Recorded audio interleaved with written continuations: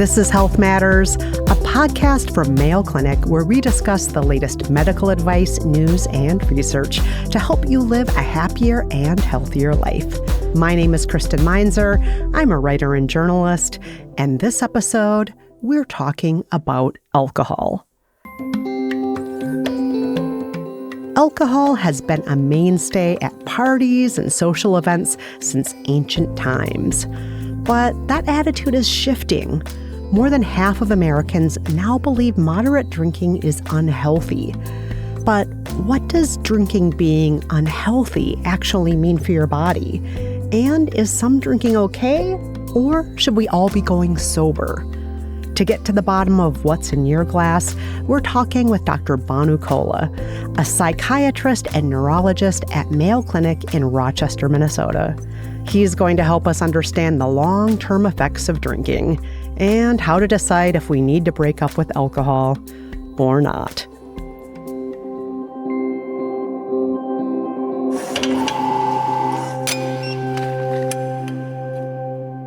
Dr. Bhanu Kolla, welcome to the show. Thanks so much for having me. We are thrilled to party with you today, but no, we're not really going to party. We're going to talk about alcohol and the body. We all know alcohol is a substance, and many people maybe learned in high school health class that it's considered a depressant or possibly something that reduces function or nervous activity. But I'm curious, is it also technically a toxin? It can be. So alcohol technically is ethanol. That's the compound. And when we consume ethanol, it gets metabolized in our body, so broken down into acetaldehyde, then acetate, and then carbon dioxide and water.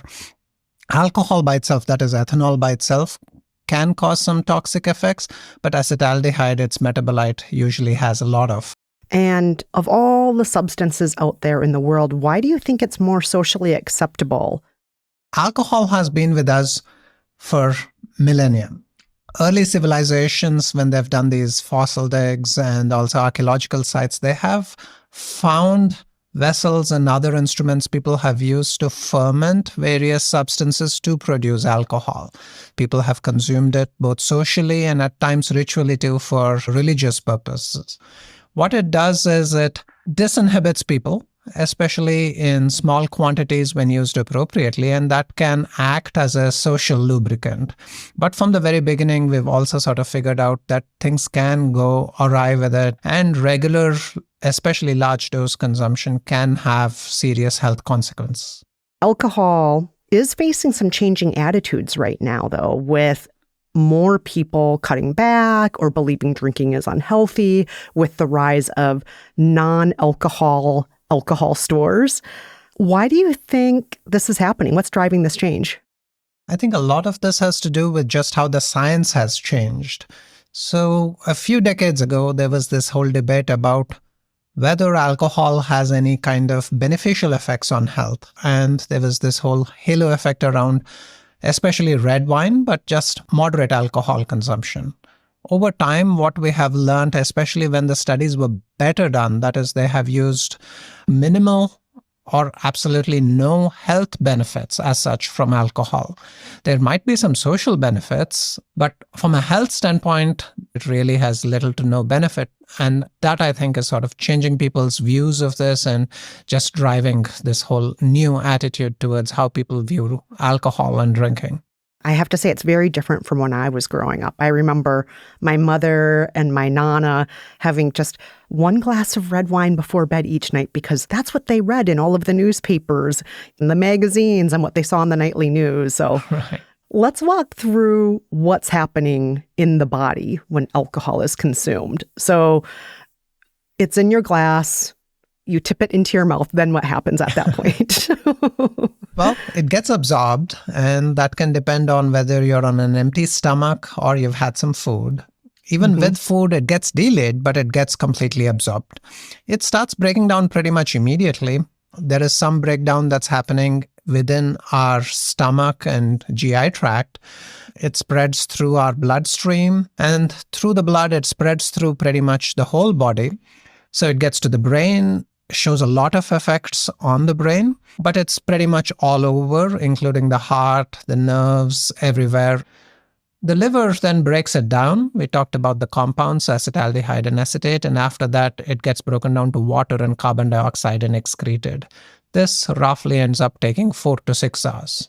What is the acetate and all the other compounds in alcohol doing that makes people feel buzzed or jolly or makes them feel loosened up? What's happening? It is actually the ethanol that's causing people to feel buzzed or disinhibited. So it acts on specific receptors in the brain. And with that, it disinhibits us to a degree. It can be mildly sedating. It sort of improves people's ability to connect to others, talk more. People who are shy might feel like they're more connected to people and can help them in social settings. So that's coming from the ethanol side of alcohol. Once it gets broken down, it's mostly deleterious effects. So depending on the organ, it has different effects. So which organs are more positively or negatively affected by it? We'll get the positive question quickly out of the way. So for a long time, people thought a small amount of alcohol can potentially be cardioprotective. So it could help with reducing the incidence of heart attacks or myocardial infarctions. That is still debated. We think that there is what we call a J-shaped curve. So the risk falls up to 7 drinks a week and then very quickly goes up. So when people are below that, there might, and that's the key, might be a benefit when it comes to heart attacks. But with everything else, so if we're looking at high blood pressure, strokes, or cardiovascular risk, the risk is pretty much linear. So the more you consume, the higher the risk. And we can sort of look at it system-wide.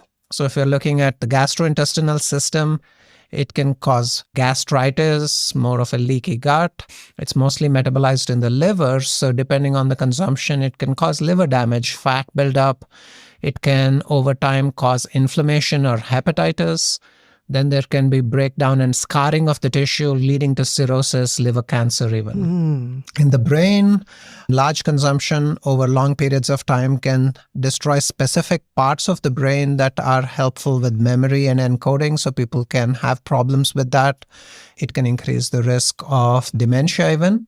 It can cause problems with gait, heart problems, or heart rhythm abnormalities. It's associated with atrial fibrillation, heart failure, peripheral neuropathy, and a lot of cancers. And what determines someone's alcohol tolerance or how alcohol affects them? For example, I know that somebody who's larger than me might be able to drink more than I can before they start getting dizzy. So size can be a factor, but what other things are a factor there? Size, body mass index, fat distribution, all of those can play a role. But one of the biggest differences between sexes, part of it is size, part of it is just how it gets distributed. But it also has to do with just the sex-specific differences. So men metabolize it slightly different than women. Men seem to have a slightly higher tolerance than women. The other thing that can play a role is just your exposure to alcohol. So people who consume alcohol regularly, large quantities, over time, they end up building a tolerance to it, so they can drink more. Why is it that some people will have one drink and stop and others just feel compelled to grab another and another and another, and then maybe it's 6 or 7 or 8 or more drinks in one evening or one afternoon? Well, that's the million-dollar question. If we can answer who is at risk and who is not, I think we would be able to intervene better. So people who drink occasionally, socially, they can have 1 or 2, call it quits, and they're in control. In people who have developed a moderate to severe alcohol use disorder, that loss of control is really key. So they might tell themselves that I'm just going to have 1 or 2 this evening, but very quickly the disease takes over. And this intention of controlling, they really can't hold themselves to that and very quickly start escalating the amounts that they're drinking and go through much more than they had intended. But we don't really know why. It could be genetics. It could be also just exposure over long periods of time. We know that people who have certain conditions or certain psychiatric illnesses are at higher risk of developing an alcohol use disorder, but our understanding is really limited at this point.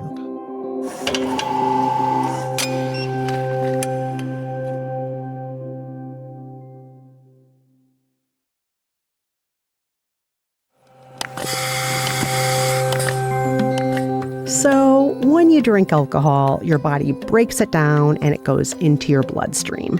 From there, the alcohol affects just about every organ in your body, and not in a good way.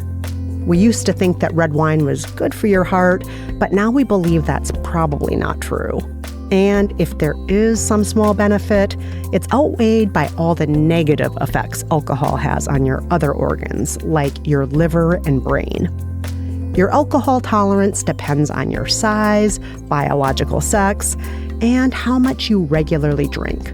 However, we still don't know exactly what causes some people, and not others, to develop an alcohol use disorder. But even if drinking isn't great for us, there are things people can get out of it. So let's break down a few of those and learn how alcohol can help or hurt.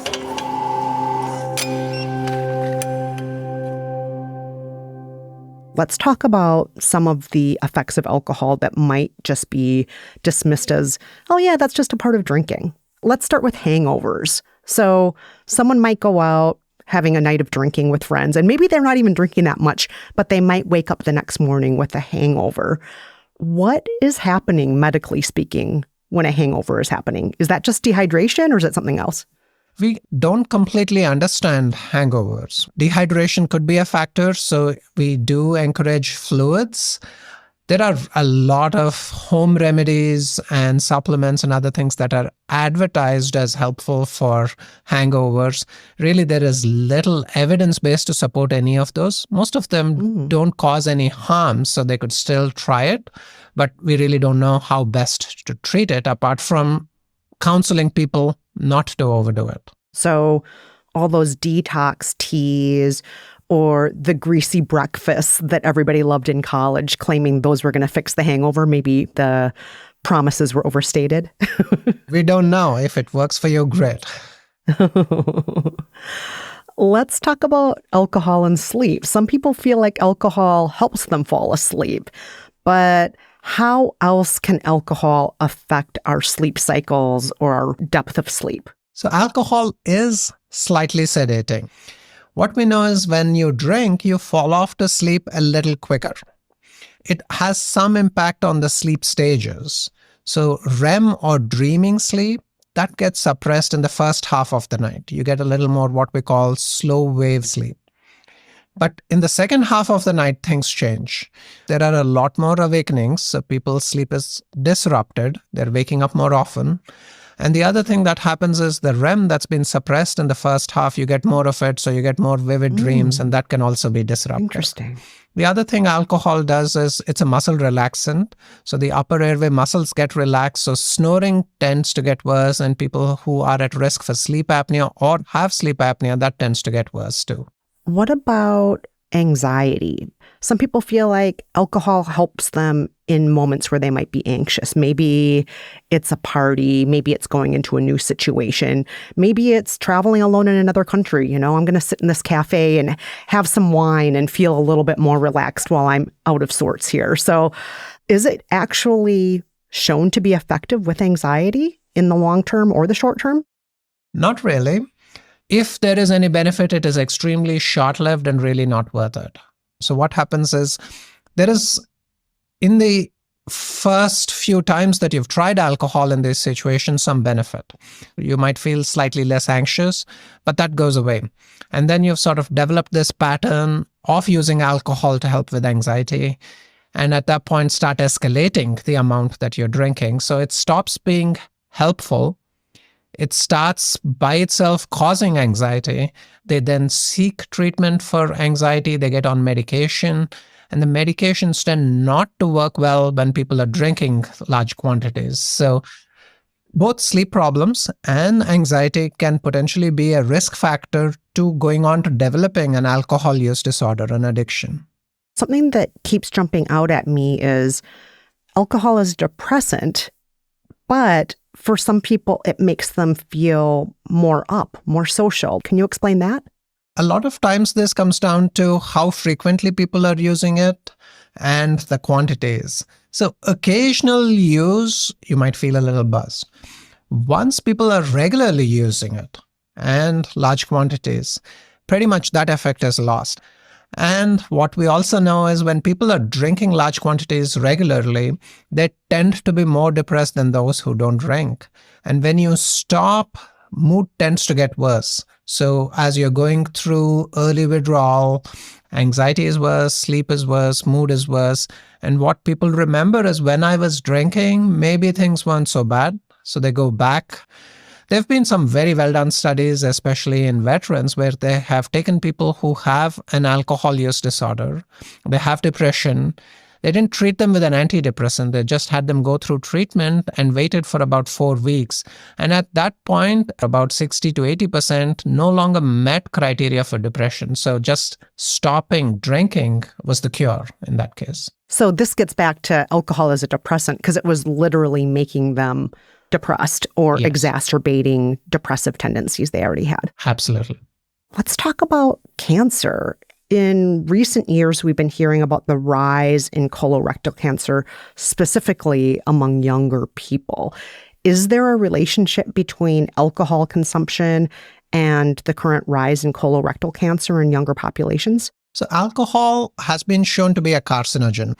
It impacts how we metabolize our DNA. So basically what it's doing is impairing our body's ability to repair itself. So that increases the risk of cancer. Alcohol also acts as a solvent. So if there are other carcinogens, especially tobacco or other things, it can actually make their work easier by getting them to some of these sites better or keeping them there longer. Acetaldehyde, the compound we talked about, that also is carcinogenic. So with alcohol, we know that there is this increased risk of all types of cancers. Most commonly, it's the pharynx, so the upper part of the GI system, the larynx, stomach cancer, colorectal cancer, liver cancer, bladder cancer. So all of these have been associated with alcohol. Alcohol really increases estrogen level, especially in women with alcohol consumption, breast cancer risk seems to increase. When we go to the question of colorectal cancer specifically, alcohol may be one of the reasons. I don't think this is the main driver, but we have not completely understood why there is this increased risk. I am somebody, like a lot of folks out there, who has a drink or two a week, go out after work, go to a party, whatnot, and I don't consider that excessive. But I will admit that maybe back in college, I had some nights where I drank a lot. Does that have long-term effects? Like, even though I'm a mostly responsible drinker now, those less responsible years, is that going to affect me in the long run? So the way to think about this is really the safest limit is 0. We don't know if people have consumed large quantities in their young adult life, if it's still going to have a lingering effect. It's going to be much less than if you had stuck to that pattern or escalated over time. But the risk, if there is any, should be minimal. I wouldn't say 0, but very minimal. That's reassuring. Also, college was a long time ago for me, so hopefully that's the case.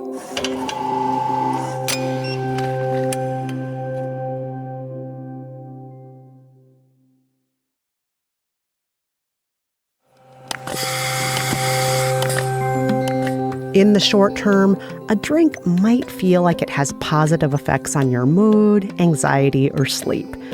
However, in the long term, drinking can exacerbate anxiety and depression. It can also disrupt sleep, especially as the night goes on. Plus, we develop a tolerance to these positive effects, so we need to drink more and more to feel them, which puts us at risk for developing an alcohol use disorder. Alcohol is also linked to several types of cancer. However, if you've had some wild parties in the past, don't panic. If you're a responsible drinker now, one night of heavy drinking probably won't make or break your health. Now that we know the negative effects of alcohol, it's natural to wonder, should we all stop drinking? And do we need to be 100% sober, or can we just drink less? Let's learn how much drinking is too much.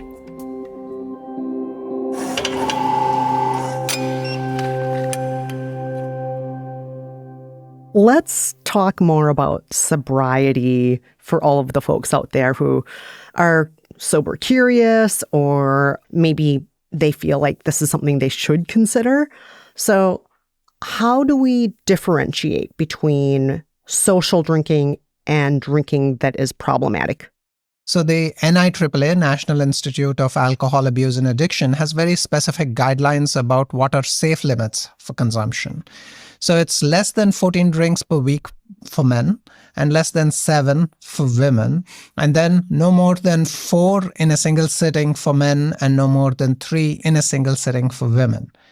These risks actually come from their data, which show that if you go beyond this, your risk of developing an alcohol use disorder, so an addiction, increases substantially. Does that actually mean you are at that point defined as somebody who has an addiction, or is it not as clean cut as that? It's not. So once you're beyond that, you are at what we would call high risk drinking. So the drinking is putting you at risk for an alcohol use disorder. When we make a diagnosis of an alcohol use disorder, what we are looking at is this whole pattern of drinking. So have you developed a tolerance? When you stop, are you withdrawing? When you don't drink, are you having significant cravings for alcohol? Do you continue to drink despite it having adverse consequences that are health-related, psychological?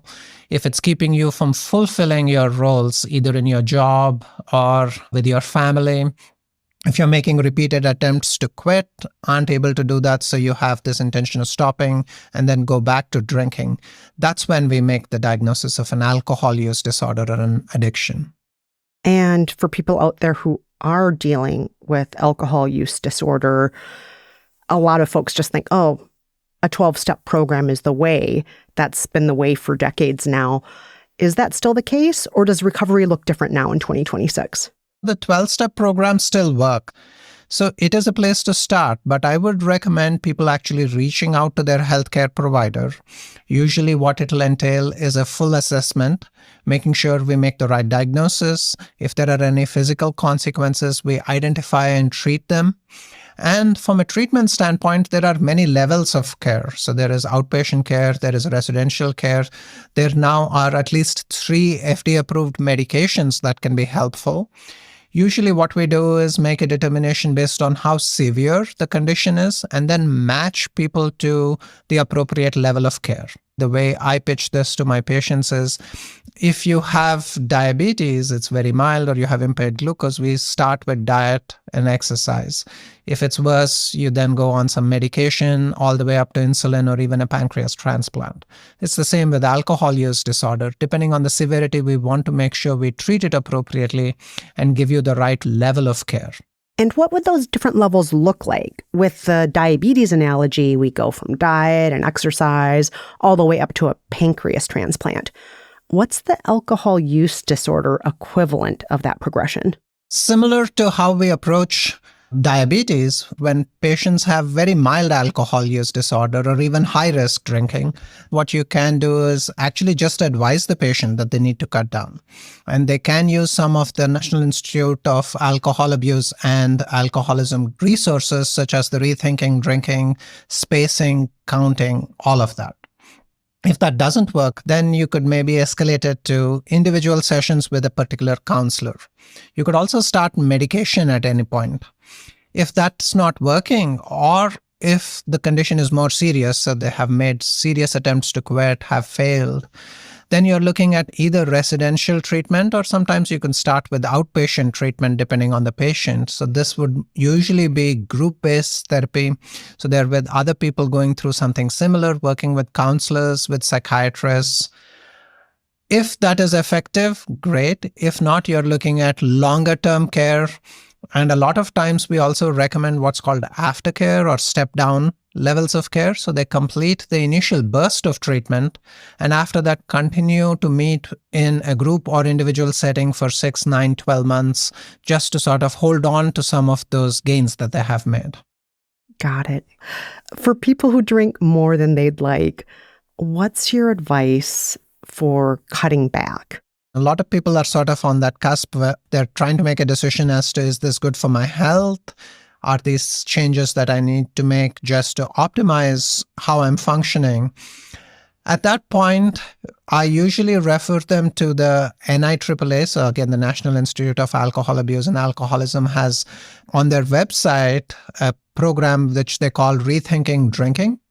It starts with monitoring. So start counting. See how much you're drinking.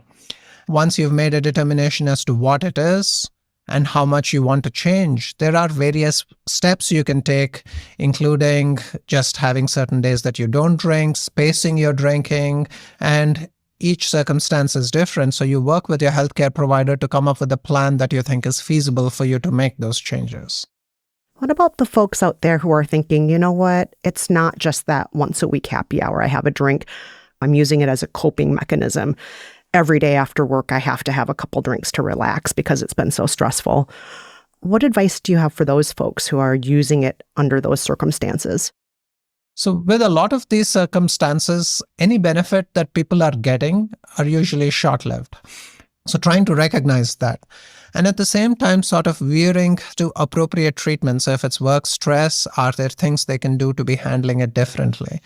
If it's anxiety, depression, making sure that gets diagnosed, appropriately treated. It could be medication, it could be talk therapy, because there are a lot of evidence-based treatments for all of these conditions. It sounds like what you're saying is there actually are treatments that can help you through things like anxiety. Alcohol doesn't have to be your medicine, and it never should be medicine, right? Exactly, yeah. Speaking of medicine, are there any medications or substances that can interact with alcohol? So people, when they are on certain medications for anxiety, like benzodiazepines or sleep medications, mixing alcohol with those side effects get worse, and that's problematic. What about the interactions between alcohol and marijuana, which is now legal on a state-by-state level across much of the U.S. right now? So the main concern in this particular situation is that alcohol is a depressant. It delays reaction time. They also make poor decisions. And when you combine this with marijuana, especially again large quantities, that can also impair reaction time. So in the combination, people are more prone to accidents and also just not being able to make the right decision. So you already alluded to the idea that maybe 0 drinks is best. So do you think everybody listening now should stop drinking, period? No. So the analogy I use here is a chocolate cake. Are there any health benefits to a slice of a chocolate cake? No, but it's pleasurable. All of us indulge occasionally, and it has its benefits when we do that. It's the same with alcohol. So you enjoy a good glass of wine here or there, or a cocktail occasionally. But if you're having a problem, so there is this loss of control, large quantities over long periods of time, you really want to be careful there. But the other message I really want to convey is that there really are no health benefits. So if you're drinking with the idea that it's going to help you, that's not going to happen. So should you stop drinking? Not really, but also have clear expectations of what you're trying to get from your alcoholic drink. So for everyone out there who is sighing with relief and thinking, okay, I'm still going to drink occasionally, are there ways to do that occasional drink in a way that's safer or healthier? Absolutely. So the main thing again is making sure you're consuming alcohol in a responsible way. You shouldn't be driving, you shouldn't be doing anything else where you really need to have your reaction time, ability to think, all of those intact. And the quantities, making sure you pay close attention to that. If you have certain health conditions, so very difficult to treat, hypertension, liver problems, heart rhythm problems, in those cases, basically 0 is what's best for you.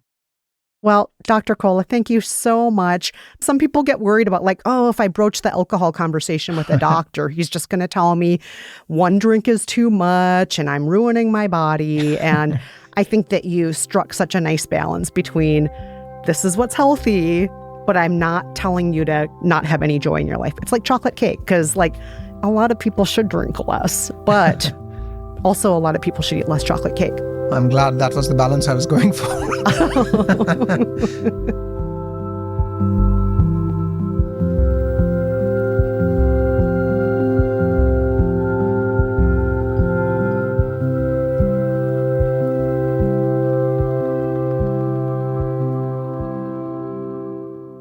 The amount of drinking that's considered acceptable for most people is fewer than 14 drinks per week and no more than 4 in one sitting if you're of the male sex, and fewer than 7 drinks per week and no more than 3 in one sitting if you're of the female sex. But actual diagnosis of an alcohol use disorder is less about the amount that a person drinks and more about how it's affecting their health and their ability to handle everyday responsibilities. If you want to try cutting down, you can consider monitoring or counting how much you drink, then setting goals for how you're going to reduce it. For example, you might set aside certain days that you don't drink, or space out your drinking more. So ultimately, no, we don't all need to be sober, but we should be realistic about what purpose alcohol serves for us so we can make the best decision for our health and our ability to enjoy life. Okay, that's all for this episode, but if you've got a question, a topic suggestion, or a follow-up question about this episode, you can leave us a voicemail at 507-538-6272. We might even feature your voice on the show. For more Health Matters episodes and resources, head to mayoclinic.org/healthmatters. And if you found this show helpful, please subscribe and make sure to rate and review us in your podcast app. It really does help others find the show. Thanks for listening, and until next time, take care and stay healthy.